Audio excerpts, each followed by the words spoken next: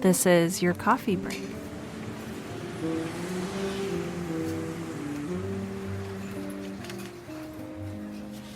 Hey friends, I'm back again this week, and this is something new. I have two people on the line for today's interview. I have with me Aminah Iman and Jaqueline Stone, both of whom are horror writers, and I'm so excited to have them on the show. Welcome, ladies.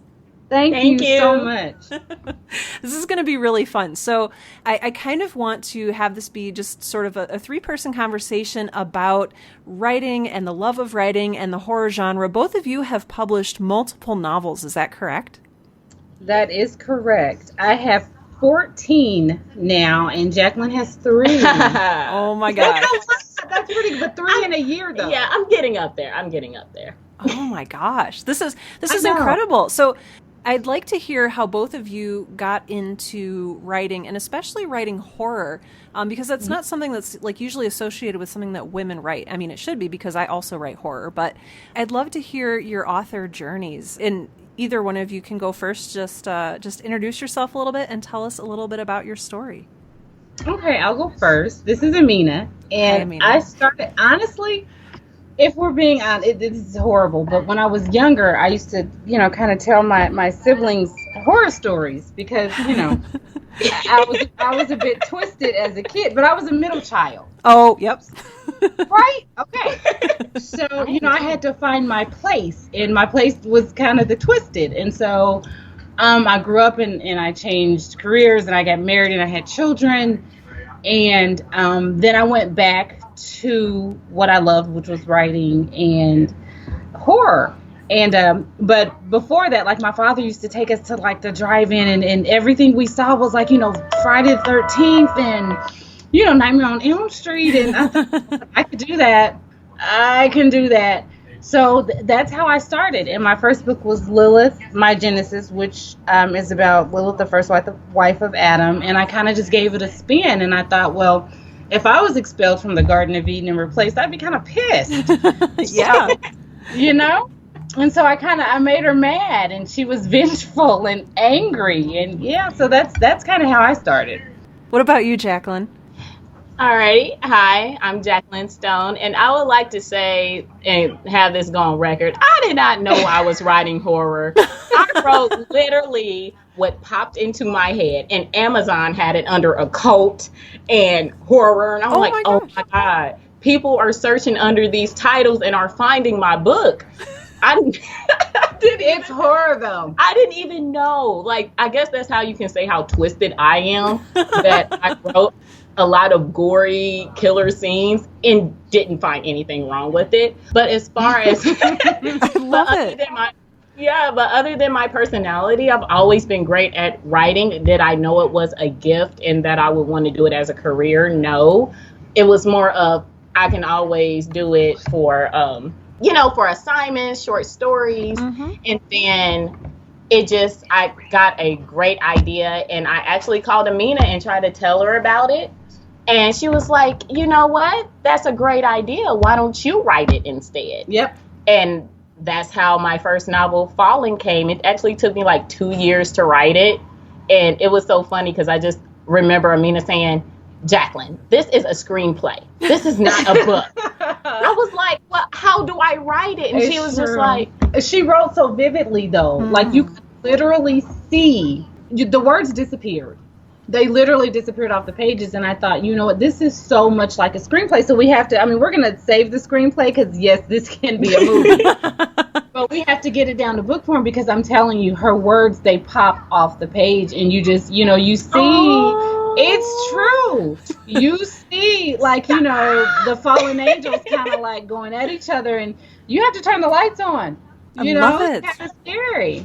So you didn't realize that you were writing horror. What was it? Was it just sort of the goriness that made Amazon categorize it as horror, and how did it feel to know that you were writing horror?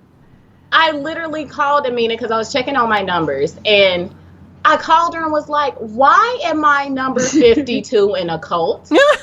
Like, why is?" And she was like, "Well, Jaqueline, what do you think? You put that someone died by having an archangel split their head open. What did you think we were going to be under? But it was never, I don't think I thought of a genre when I started writing. It was more of what's in my head and how can I get it on paper.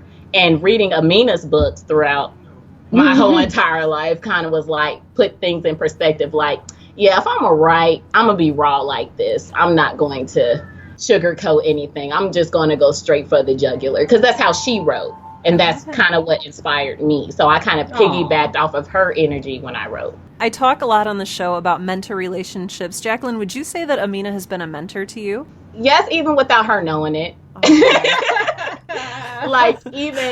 Like Jaqueline even came from, like, my name came from Lilith, the main, I can't say that because Lilith's a very jealous character. She is jealous. So I can't say she's that. I can't say that Jaqueline is the main character. No, we can't. No, but wink, wink, hint. So she is definitely my mentor, even if she doesn't want to be. I don't mind it because, for me, it's okay. I get it, and it is kind of mentoring, but it's so much fun. Like, I seldom, I'm going to have to yell at her, but that's because I'm aggressive. I'm a very aggressive person, and she's passive aggressive, so, But it's not even that. It's kind of like coming to work with your bestie, and they just so happen to call you boss lady. But she will ask, and I'll give her the rawest advice, because that's the only kind of advice I know how to give. Oh, yeah. So there are words I probably shouldn't say on your podcast. She'll be like, Jaqueline, I swear if you do this, no, you're out. I can't do this. And I'll be like, I will do that. Okay. It's not going to happen. But it's that fire underneath my butt that I really admire about her, because I know that she's only going to push me to do the best. Whereas in this industry, when you have publications, they're more looking to make a book off of you. Whereas when I come into Red Ink, it's more, we represent each other. Absolutely. So whatever you put out is what we put out. And we don't want to be nothing more than the best. So that's what we're going to deliver. So you mentioned Red Ink Publishing. I wanted to ask you about that. So the two of you, do you work there kind of full-time together? Or tell me a little bit about the story behind that. Actually, Red Ink Publications came, this is going to sound so sad and pitiful, but it's a true story, and I'm going to be honest. I was writing solo for the longest. I started in 2005. And Omega, who's the co-founder, came to me, and she said, you know what, you're drowning, kind of miserably. And I thought, well, how dare you? Like, I have, 300 copies sold under my belt, cocky, like King Kong beating my chest. And she was like, you know what, I'll work for you for a month for free, and you don't have to pay me. It's free. I'm going to show you what I can do. And I'm telling you, within a month, I had like 4 interviews. My book skyrocketed. Like, she showed out. So we started, I thought, well, you know what? We can bring other people on. And so I kind of coaxed her into writing. And then we have another author, Nefertiti. We got her to writing. And then Jaqueline came. She did. She showed up later. And I was like, I had to show Megan. I'm like, you have to read this. It was like the rough draft, the screenplay.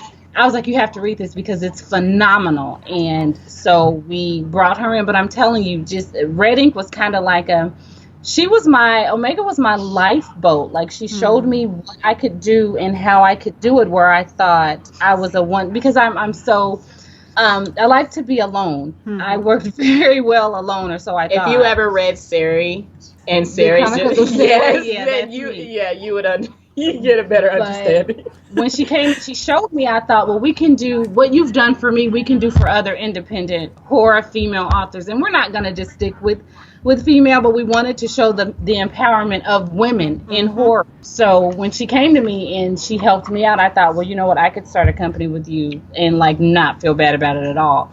So that's how Red Ink started. What was probably the biggest lesson that she taught you? That just because you write a book doesn't mean people are going to read it. Oh, that you have to get out there and you have to pub it. And for me, I just wanted to be an author. I kind of just wanted to write, and I thought that these magical people were going to show up and read my book, because how could you not? I'm Aminah. This is great work. So she showed me that, you don't have an agent, lady, and you don't have a publicist. So you got to be the grunt too.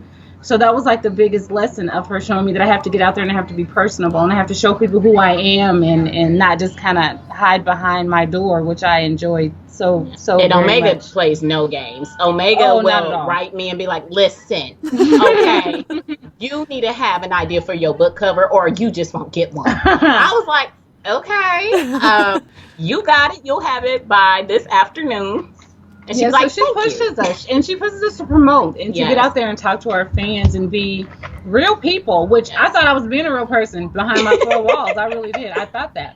Omega's like our Flash. Like, if you're really into the whole, DC, Marvel, how the Flash the Justice League together, she's our Flash. Or like our Captain America. And I'm like Tony Stark, and Jaqueline is kind of like the Vision. Where after everybody's on the ground and we're tired and our butts are kicked, she comes in and just a little dot in her forehead kind of just comes and saves the day. I love it. If people are listening right now and they're really inspired by what you've done, do you have any advice if they're looking to sort of start their own publishing conglomerate, or if they're just even looking to get started writing? I would have to say you can't give up because, I'm not going to reveal my age. My birthday's tomorrow. We're going to pretend. For over half of my adult life, I didn't write. And I mean, I did, but it was like, I did children's books for my kids and, things like that. But I did not give into my passion because I was afraid. Like, how can I make money off of this? How can I really survive in the world? Because it's hard. Yes. But you can't. You have to, the first word. You have to start with the first word, and you cannot give up. And I'm not saying be like me and just kind of throw caution to the wind and say, you know what, today is my last day, and this is what I'm going to do. Like, don't do that. But, don't give up either, and do research, because honestly, everything we learn, we didn't have teachers. No one taught us to do this. We didn't have a mentor. Like, everything we learned, we had to struggle and fight and scrape and learn, and so do all the research you can, and just don't let anybody tell you you're not good enough. Like, this is not a good manuscript, or this is like, don't listen to people. And people say, write what you know. I say, write what you love. Like, forget about what you know, because you can always learn, and knowledge is power. Yes. So don't just write what you know. And I'm a piggyback off of Iman. Like, definitely, if you're going to write for the money, then you shouldn't write at all. I'm going to put my business out there because I'm a very open person. I made only $11 my first year writing, and I wrote for the whole 12 months, only $11, and 2 of them was for me. So I bought my own book. So therefore, but that, you cannot let that discourage you ever, because if you do that, you will never succeed in anything. Write for yourself. Write about what's in your head and in your heart, and then people will fall in love with it because you are going to attract people of like a mind. When you write genuinely. I agree with that. Like, if you're trying to think, what do people want to hear? You're going to get a cliche. You're going to get a gimmick. You're going to get a flop. If you write for yourself and be like, if you can honestly say, I feel so much better, or I needed that after you get done writing, that's what's going to gravitate people to your work. I agree. Because I was afraid to write 30 Pieces of Silver. That was my Judas book. Oh, yeah. And I thought, when I first started 30 Pieces of Silver, I thought, you know what, people are going to bash me about, oh my goodness, you're a Judas sympathizer, and how could you, this is about the, the crucifixion, and how dare you. And I was terrified. And then I said, well, I'm going to give it to a couple family members and see how they feel about it, and what are, maybe they can help me feel a little better about it. Get the go pass. My little voice was trembling. I was kind of scared. But I believed in what I wrote. Yes. And in all honesty, to this day, 12 years later, 30 Pieces of Silver is still my biggest seller. Yes. If we're being honest. Like, I can have a dry month and think, crap, this sucks. And then 30 Pieces of Silver is at the top. And you know what I also think? I think a lot of people, like you said, they are afraid to get out the box. So as me, I was more, because Hades is Greek mythology. So I thought, I don't like, being stereotypical. So it's more of, as a woman of a different race, writing about a culture I'm unfamiliar with, will I get backlash? Will I try to, even if I put my own spin on it, this is still someone else's culture. This is still someone else's, information. Absolutely. So am I right to put it in my world and twist it? And it goes back to the research. As long as you stay genuine and honestly, I think everything will just prevail. And I loved writing Hades. I swear I did. It was magnificent, and I'm hard. I'm like, this is crap. Get it out. Oh yeah, she was like, what is this? What is this? No, Hades was wonderful. I thought, oh my God, he's Hades, but how you doing? It was wonderful. I'm serious. It's great. You. So you both write for a living. Aminah, you kind of alluded to maybe leaving a job and overcoming fear. Can I hear a little bit more about that story? Absolutely. It was 2005, and I had a surgery, and I was going to be off of work for quite a while. And I thought, well, you know what? I'm going to kind of throw this story together. I had watched a documentary, and it was about Lilith, the first wife of Adam. And after I saw the documentary on History Channel, I had a whole bunch of questions. I'm like, you know what? They didn't teach us this. My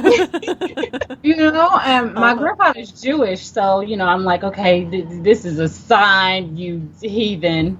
Get back to the Torah and start reading. And I thought, so I did a lot of research, and I'm like, this is great. And I wanted it to, I believe in historical fiction for two reasons. One, because, sometimes fiction can be a little bit more palatable than fact. And for two, with the masses, a lot of times, if you give them the truth in a really pretty box, they'll take it. I was kind of just playing around with that, and I wrote out the story, and I loved it, and it was kind of just for me until I could get back to work. And then I found out that I couldn't get back into the same field because of what had happened to me during surgery. So what am I going to do now? How am I going to take care of my family? I have, my children were really small then, and I was making really great money. If you could see my face, to drive. It was wonderful, and I thought there's nothing that I could do on my own that could make this money, right? So, okay, what am I going to do? Again, I wrote the book. I passed it around to a couple of people, and my favorite. Till this day, favorite. All hail the Queen Lilith. It got a really good reception, and so I did a small book signing actually, I shouldn't say small. It was in one of the biggest bookstores in Indianapolis. I did a book signing, and the people that came out, I was floored. I was like, oh my goodness, like I won an award and all these people are coming out. And then I think that is when I was like, yeah, if I push it hard enough, I can do it. Now, I didn't in the beginning make as much money as I did working. No, I didn't. But I was able to keep a roof over, my head and you provide for my children. And I could not. And then after a while, I found out, like after a year, that I could not go back to work. Like I just couldn't. So when you are pushed and you have a family and you're used to providing in an exponential way, you kind of do what you have to do. You know what I mean? Like you take I don't want to say you take what's given, because in all honesty, it was a blessing, because then I got to know my children better and they got to know me better. And I was a mother. I wasn't gone 60 hours a week. Even though I was financially taking care of them, I wasn't present. So it was a blessing, because I couldn't go back to work, and maybe I lost $60,000 of what I was used to making. With what I was making in books, I was there for my children, and I could write. So I got back, but it was scary. It was so scary. But I didn't give up, and I'm so happy that I did not. Well, I'm happy for you. Oh my gosh. I'm glad you stuck with it too. So that's who we are. But yeah, it was something. It took and this is the biggest year we've had. Every year gets better and better and better. Only up from here. I agree with that. Only up from here. You talking to you is I just have a smile on my face. You have such great energy and joy. We got this. Oh, I love it. And you love writing. Want to smile at us or throw stones at us? One of the two. Oh Lord. I want to know for each of you, what is your favorite part about writing? What do you love most about writing? Oh, Jaqueline. Oh yeah, because everyone knows I'm just the one that be like, oh, what if this happened? What if that happened? For me, it's literally taking whatever's in my head and just creating this world that everyone can just live in. To me, that is what I live for when it comes to writing. It's taking all my ideas, no matter how crazy, sad, sadistic, inappropriate. I said, Stephanie, come on. That's what I'm saying. Yeah. You should say that twice. Yes. Sadistic twice. Sadistic. It is, and to be accepted for what you can create, and for someone to be like, yes, I love that. I got lost in it. You know, it took me somewhere. That is what I live for. I will tell you now, I would not be writing if it wasn't for Aminah. Because writing, I'm so serious. And that's not even giving her too much credit, because I beep her own horn. But I really wouldn't, for the simple fact I had so many insecurities. Like, because, you know, when you grow up and you're exposed to the world, you hear that you're weird, or you hear that you're not good enough, or you hear that, you know, you think differently. And to actually have my thoughts on paper, and to have someone really believe and trust in me and say, no, love the weird. This is good. You're going to write this. I'm not going to write it for you. You are going to continue this thought. And she pushed me. And other than, you know, hanging around family, that is one of my greatest joys. It's just completing a story. And I don't care if one person likes it. I don't care if 50 people like it. It's just the fact that I'm able to share something with someone. Because it's, even as a writer, we all know we write subconsciously. So you might be writing about something that's bothering you and not even notice. Mm-hmm. And it's in a metaphorical term or something, or it's all allegorical. But at the end, you feel so much better. You're like, yes, I gave birth to something beautiful on paper. Mm-hmm. So that's what I love about writing. What about you? I've never been asked that question before. Really? Really? Honest to God, it's always been like, what do you hate the most, or what's the hardest for you? But for me, okay, the simplest answer is getting those voices out of my head. Oh, yeah. That's what I love the most.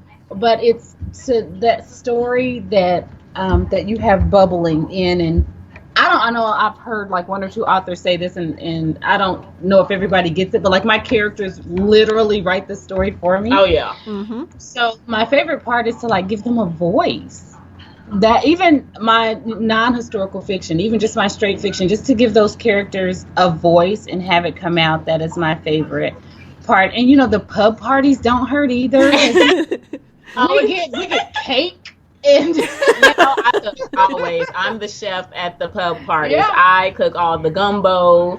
She does. And I think what started the whole pub party is, it was before Jaqueline. Nefertiti had wrote her first book, and I hadn't had a pub party yet. You know, bosses don't get that. Oh. So Nefertiti had wrote her first book, and I thought, we're going to go out and we're gonna have a party. And so it made her feel good. And even if like the first day nothing sold, or the first week nothing sold, the fact that she finished it was an accomplishment. They tore the club up. We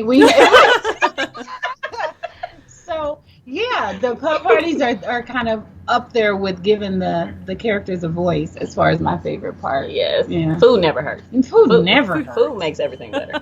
Yeah. I like that you mentioned cake as one of the main draws. That's awesome. Cake. You have to have cake. Yeah, cheesecake. I have a cake right now. I have a birthday cake right now. It's a red velvet cake, you know, for Red Ink, and I'm waiting for them to leave before I cut it, because I'm not going to share it. She's not sharing. She told us. Yeah. I love this. I hope you enjoy that whole cake and that you have a wonderful birthday. So much. I might take a picture. I'm not kidding. Yeah. You know, like 1-year-olds when they get their first birthday cake? No, she's petty. She'll send me a slice and be like, "This is so good. I probably would. You didn't even get it. Like a glass of wine. But thank you for it." It's like, what time is it? I'm ready for them to get out. Like, I want my cake. Yeah, it's fine. We know what we're in store for. I'm such a great. If people want to buy your books, and if they want to follow you online, what do they do? Where do they go? How do they get in touch with you? Let's see. We're on Twitter, just Iman, or Jaqueline Stone. Yep. No.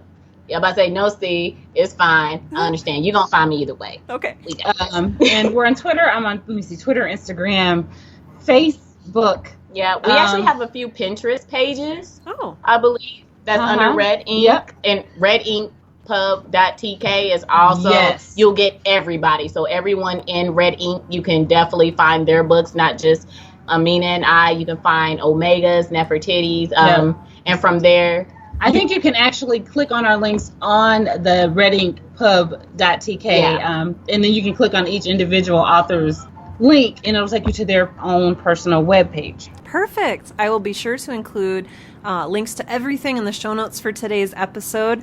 Otherwise, this has been such a delight. Thank you so much. I love talking about horror. I love talking with writers who love writing as much as you do. This is amazing. Is there anything else that you'd like to sort of send us out on? For those that are wanting to get into writing, just start.